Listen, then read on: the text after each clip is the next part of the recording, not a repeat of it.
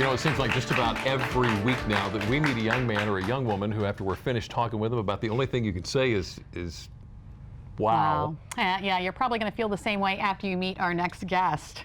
We are happy to welcome a 5-year-old Alex Wood and mom Amy of Ocean City to Delmarva Life. Thanks for coming, guys. Thank you for having us. Dude, what do you can say? I have some?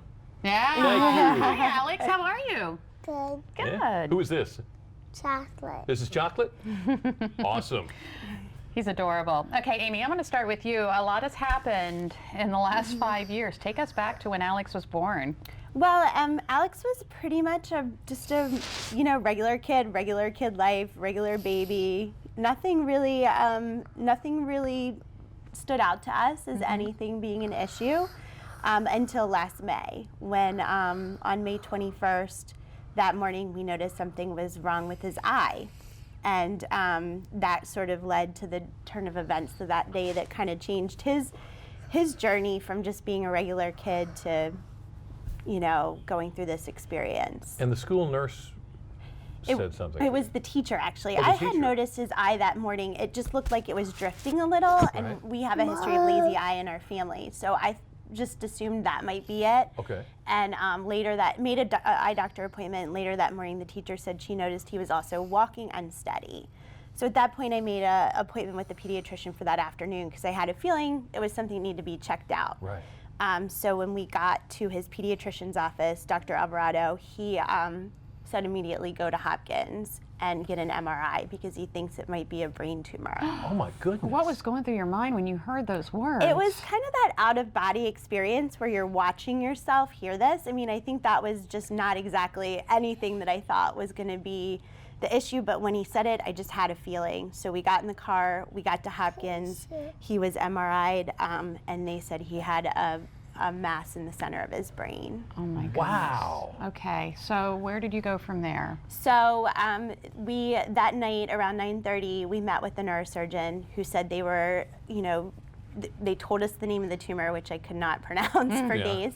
And they told us they were making plans to figure out how they were going to handle it. Either they would do a gross total resection, meaning they'd take it all out the next day, Yeah. or wait a few days. And but they were worried because the pressure on his eye was showing that the tumor, which is a cystic component and a hard component, the cystic component might rupture, which could cause blindness. So they got into surgery right away. So the next day, they put him through a long MRI and immediately moved him into surgery. My goodness. There Oh he my is. goodness.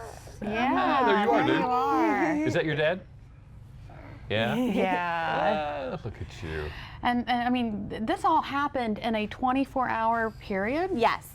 So, that Thursday morning, business as usual, off to school. The next morning we were in Hopkins and hadn't left for, and we were there for about 2 months. We were at Hopkins and Kennedy Krieger. Oh my goodness. So Yeah. tell us about Alex's great-grandmother and the role she played in all of this. Well, oddly enough, that week we had been dealing with a situation. My grandmother was not doing well, and we had moved her to hospice. So Wednesday of that week, she was in hospice in Baltimore, and I said my goodbyes to her.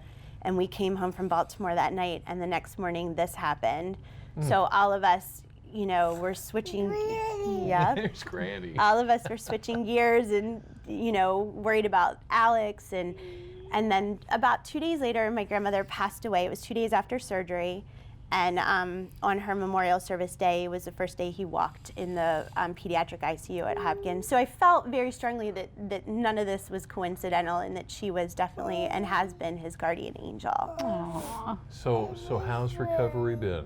It's been a journey. It's a brain recovery from brain surgery is hard. Yeah. It's long. It's ongoing. He has several.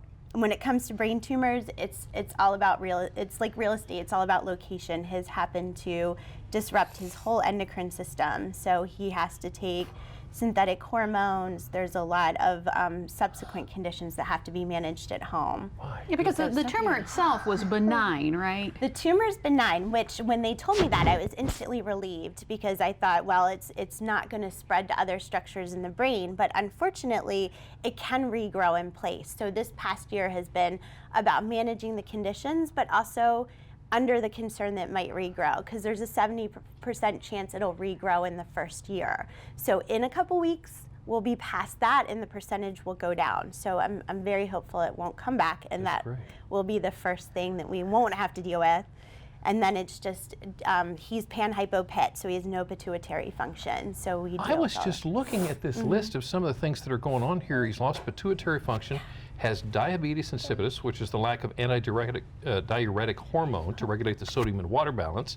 He has adrenal insufficiency, a life-threatening side effect where the body doesn't produce cortisol to protect against inflammation and stress, hypothyroidism, some loss of the function, hypothalamus.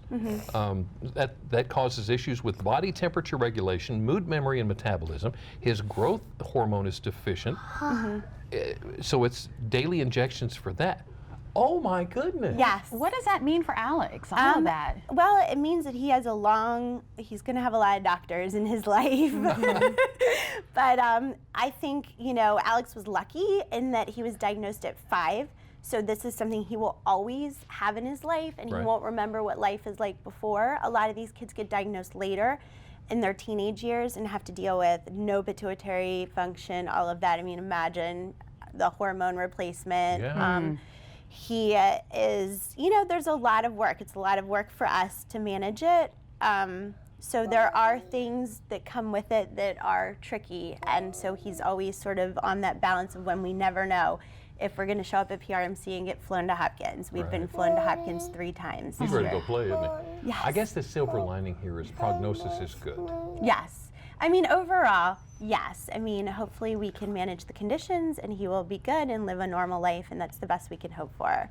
But we're very fortunate that the doctor picked it up quick. Right. And so for him, he can see, he has his vision, he's, it's just a matter of managing the rest as we go on. Yeah. So this all happened in the blink of an eye, really. Yes. So what message do you have to other parents who might find themselves in this situation? I think just generally my message is to find the blessings, because we've been lucky to have many. We've had our support of our town of Ocean City in Berlin, support of our doctors, nurses. It's National Nurses Week. I mean, they've been our angels for sure.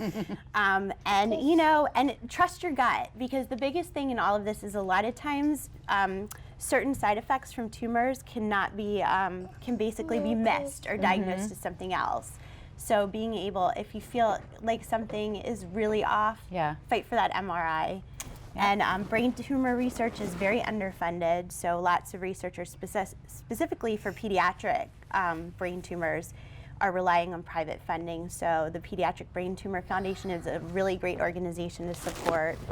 But overall, it's Brain Tumor Awareness Month, and it's nothing that happens, nothing in the brain that isn't the brain it's tough to deal with. And so it's tricky, and we've learned a lot this year for sure. Thank you so much. Thank you for sharing this story. Sure. Alex, give me some. You are the man. Now it's time to have some fun. What do you think of that, Alex? Yeah? Like that idea? You wanna play some maybe play some baseball? You want to play baseball? You like baseball? Okay. Oh, he's ready to go. Wait, hang on, not yet. Wait. And there's another kid in the studio who's going to play with you. Yeah. His name's Sean Stryker. He's right over there. He's a kid, all right. You're going to see up next.